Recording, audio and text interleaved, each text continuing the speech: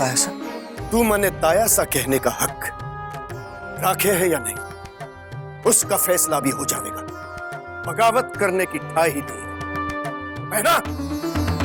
मदन सिंह की इस छोरी के हाथ में चूड़ियां, जिसने तने मारे खिलाफ कर दिया है। ताया साहब, इसमें रुकने की कोई गलती नहीं है। गलती तो मेरे समझने में है। मारे अपने बेटे दीप से ज्यादा तने चाहा, भरोसा किया थारे पर, और तुम ही मेरी पीठ पर छुरा घोंप दोगे, नहीं जानता था। चलो फैसला करो इस बात का, और पहना मदन सिंह की इस छोरी को चूड़ियां।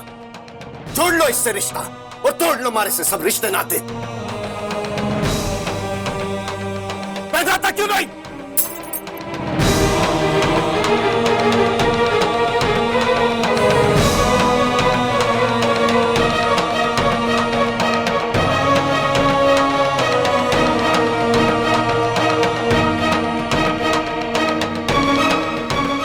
सुमेर साहब, ले जाओ इस छोरी को इसके बाप के पास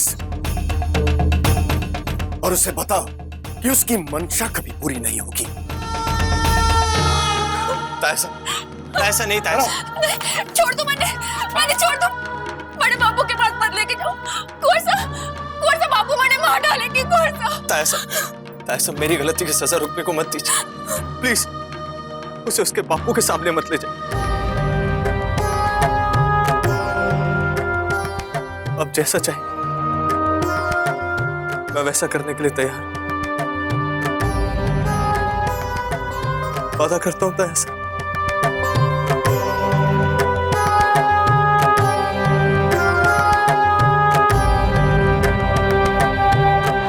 छोड़ दो इस छोरी को और रणवीर को अपने साथ ले चलो। मुझे माफ कर देना। रुक,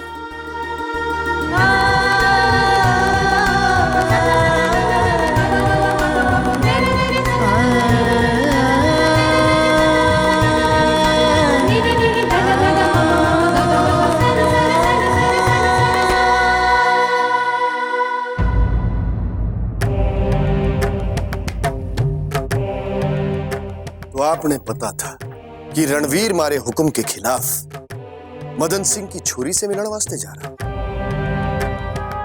हाँ, आपने पता था और फिर भी आपने उसे जाने दिया। मारे लिए मारे रणवीर की खुशी थारे हुक्म से ज्यादा कीमती है। और इस खानदान की इज्जत, क्या आपकी नजरों में आपके सपूत की खुशी के आगे उसकी भी कोई कीमत नहीं? भाई साहब जरूर कोई ना कोई गलतफहमी हुई। हाँ मेघ, एक गलतफहमी हुई है कि मैंने थारे बेटे के वचन पर भरोसा कर दिया। मैंने खुद अपनी आंखों से रणवीर को उस छोरी का हाथ पकड़े हुए मंदिर में देखा है। दोनों ब्याह करने जा रहे थे। क्या ब्याह करण जा रहा था?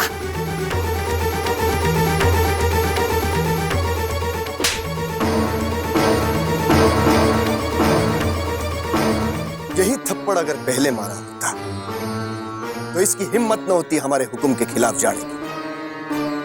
हमारी एक बात कान खोल के सुनो, अब मदन सिंह को तो क्या, उसकी 7 पुश्तों को भी ये जमीन वापस नहीं मिलेगी।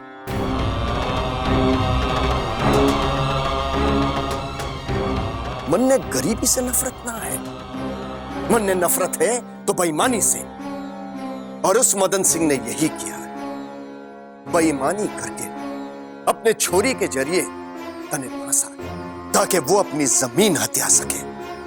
इतनी ओछी हरकत, पर अब यही हरकत उसे जिंदगी भर पछताने पर मजबूर कर देगी। तहसील की चौखट पर रगड़ रगड़ कर उसकी जूती घस जाएगी, पर इस मुकदमे की सुनवाई अब कभी नहीं आएगी, कभी नहीं।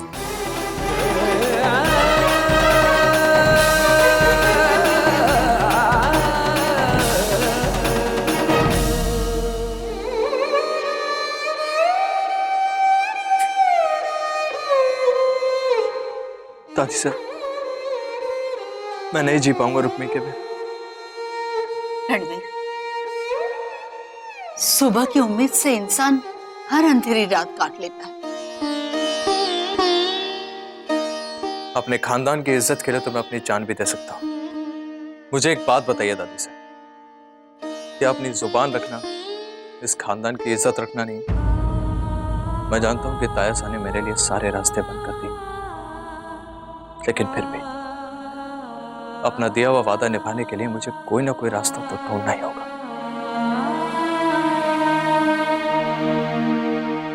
दादी साहब, एक बात बताइए, इस जमीन की कोई तो लिखा पढ़ी हुई होगी। मुंशी जी कभी कभार बही खाता लिखा करते थे, पर बेटा राजे गए, रजवाड़े गए, उनके साथ साथ मुंशी जी और उनके बही खाते भी गए। पर तू काहे ये सब पूछ रहा है? बस ये समझ लीजिए दादी साहब कि अब उस जमीन की सच्चाई का मुझे किसी भी तरह पता लगाना ही होगा।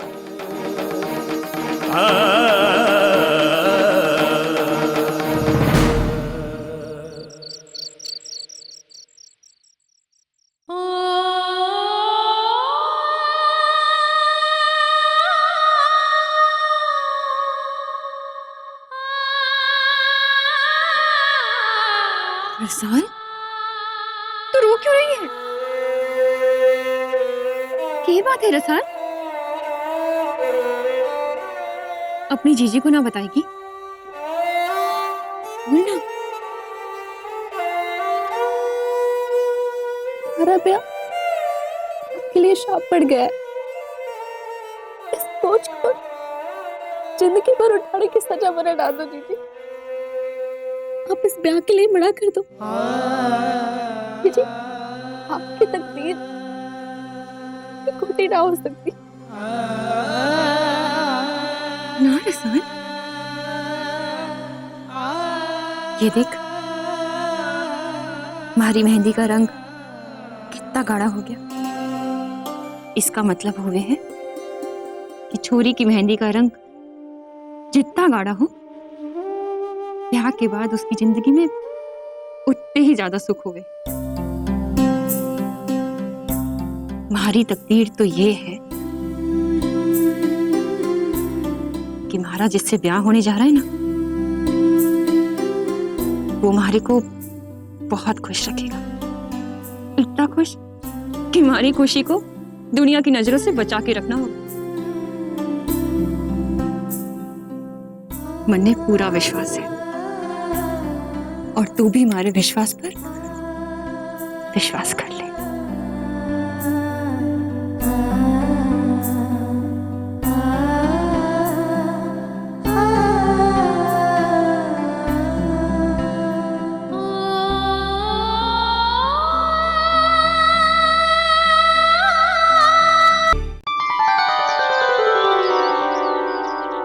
सिर्फ 15 गुण मिल रहे हैं। ब्याह के लिए सारे के सारे 36 गुण मिलने जरूरी है।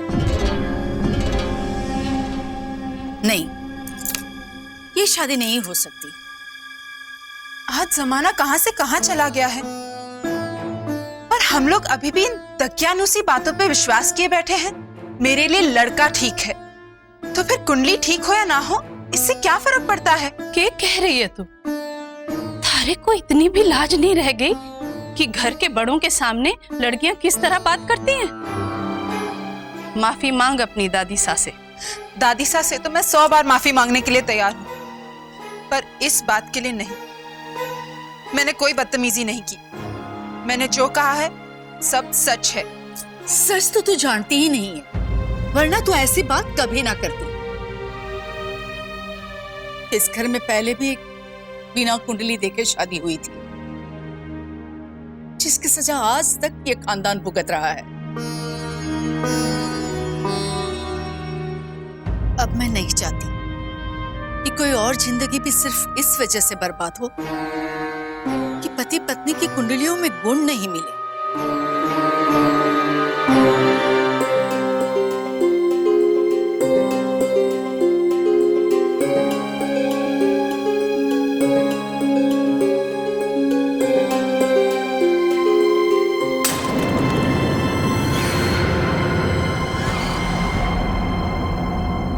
कर रही है?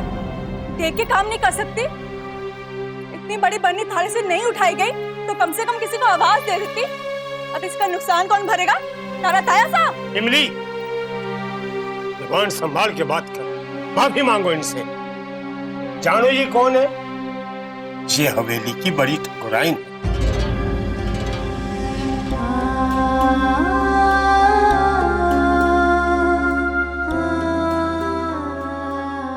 रहने दो नंदलाल, छोरी की गलती ना है। छोरी को माफी दे दो। बड़ी ठकुराइन, आप जाओ, मैं ये सब साफ करा दूं। मैंने कहा ना, इनमें छोरी की गलती ना है। जाओ, मन ने अपना काम खुद करना पसंद है।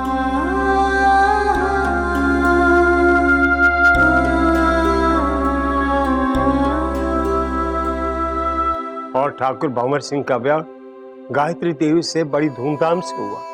नाम की तरह सचमुच ही देवी है बड़ी ठकुराइन। पर देवी होकर भी अग्नि परीक्षा तो औरतों का नसीब ही हो, सो भुगत रही है बेचारी। इनकी परीक्षा न जाने कब खत्म होगी। जब इतनी सुंदर और सुशील पत्नी थी तो बड़े ठाकुर साहब ने दूसरा ब्याह क्यों किया? भगवान की लीला भगवान ही जाने। इतनी सुशील, इतनी शान, पर उसके कोपल न फूटी। औलाद का सुख नसीब में नहीं, और इस हवेली को वारिस देने का सवाल उठा। तब बड़े ठाकुर साहब ने बड़ी ठकुराइन से दूसरा ब्याह करने की मंजूरी मांगी और उन्हें वो मंजूरी दे दी। उसके बाद इस हवेली को वारिस तो मिला, पर बड़ी ठकुराइन सिर्फ हवेली का हिस्सा कर रहे।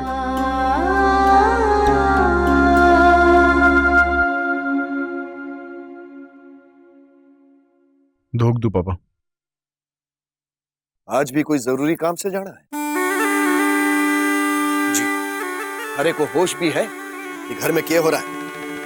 जो भी कुछ हो रहा है हमारे काम से तो जरूरी ना है। कल सुबह सुन लूंगा। ऑफिस जाना देर हो रही है।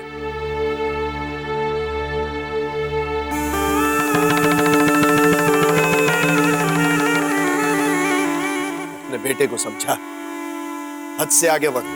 बेटा हमारे अकेले का थोड़ी ना, हमारे दूध के साथ साथ उसकी रगों में आपका खून भी तो शामिल है।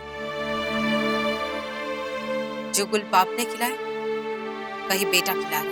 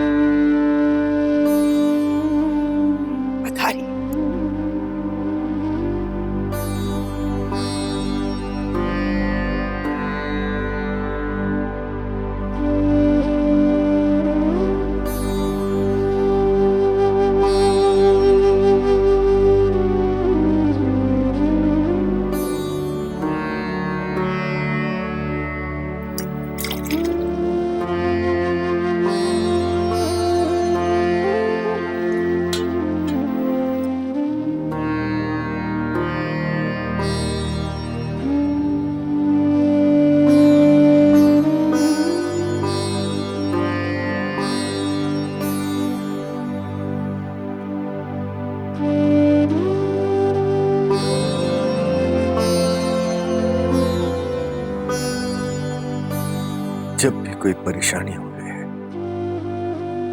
हमारे कदम अपने आप ही तारे पास खींच ला गए। और जब भी मैं तारे को देखता हूं, मन में एक ही बात आवे है, अपने स्वार्थ के लिए, इस हवेली को उसका उत्तराधिकारी देने के लिए मैंने तारे हक को कम कर दिया। और आज माताजी महाराज ने मैंने उसी बात की सजा दी जिस उत्तराधिकारी के लिए थारे को हवेली की इस कोने में आके रहना पड़ रहा है। आज वही खानदान की नाक कटाने पर तुला है। ना उसे बाप के मान मर्यादा की चिंता है और ना ही मां का लिहाज। पता नहीं दीप किस जन्म का बदला ले रहा हमसे।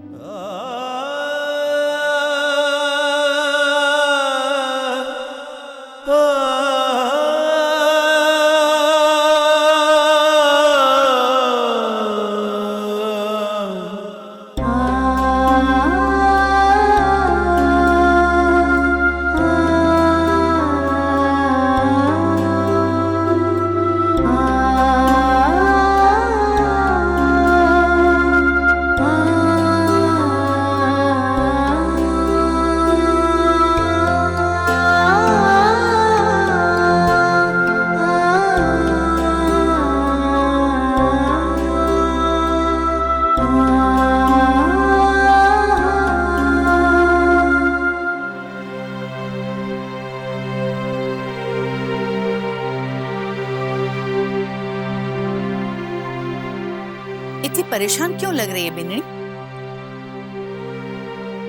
भंवर कहाँ है? कटे होंगे, गए हैं अपने सर पे तेल लगवा। मासा आप यहाँ? कोई काम था हमारे से? अरे मैंने बुला लिया होता।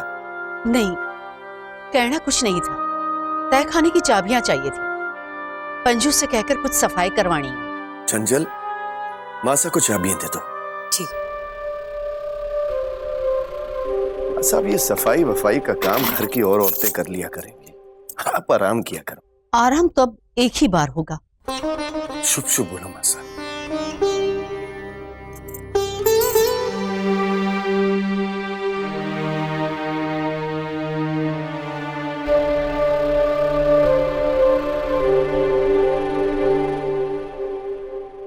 ये सारे बर्तन दाग लगवाने बाजार ले जा। ये पहुंच जाएगा। नंद काका, ये कहाँ की साफ सफाई करवा के आ रहे हैं? तय खाने की कुंवर सा, दादा साह के जमाने की चीजें पड़ी पड़ी जंखारी हैं, तो दादी साह ने हुक्म दिया इन्हें दाग लगवाकर ठीक करवा दूं। क्या कहा? दादा साह के जमाने की चीजें? हाँ। लाइए, मुझे चाबी दी। कुंवर सा, तय खाने में बहुत धूल मिट्टी है। काका, कई बार इसी धूल मिट्टी के नीचे कोई ऐसी चीज मिल जाती है जिससे इंसान की तकदीर बदल जाती है। लाइए, चाबी दी।